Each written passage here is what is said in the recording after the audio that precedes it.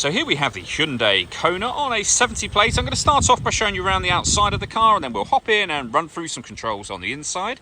From the outside though, you can see it's a 5-door car with alloy wheels and tinted windows. Let's start off inside the boot area first of all. Approach the back of the car, you can see we have reversing sensors, plenty of boot space as well, along with that 60/40 split folding rear seat should you wish to increase this space even further. Briefly before we climb in, I think it's well worth seeing the interior from this exterior point of view. There's plenty to run through on the dashboard, so let's hop in and we'll do that now.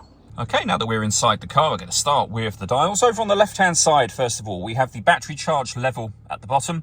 We then have the gauge that shows you whether the batteries are charging, whether you're driving in eco mode or using the power band for the car. Over on the right-hand side, we have the speedometer, and beneath that, the fuel gauge. In the centre, we have the main trip computer, which includes the total miles. They are 17,441. On there, you can also see in the top left-hand corner, it will show you what gear this car is in. It's an automatic, so we are in park at the moment.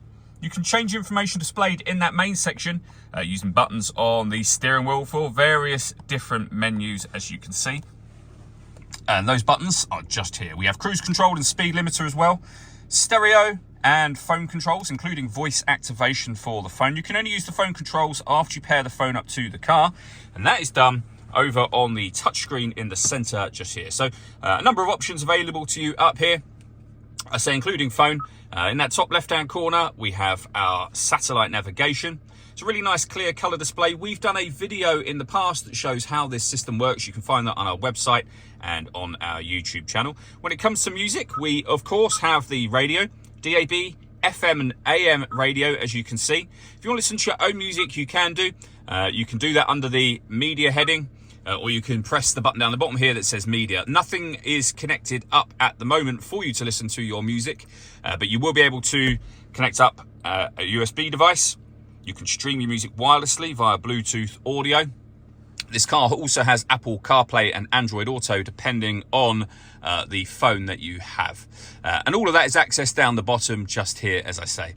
You can always go back a page from up here and scroll through the various options. You'll see Android Auto, Apple CarPlay up there. And on top of all of that, we have a full color reversing camera as well.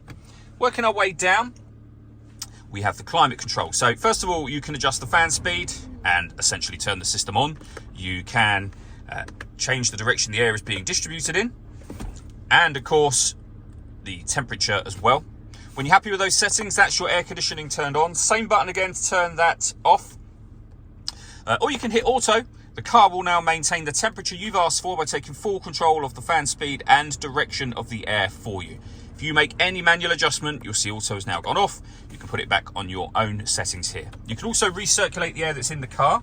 That's a great way of heating it up or cooling it down quickly in here, depending on the temperature you've set over here. Underneath that, we have a USB input for charging, a USB input for your music.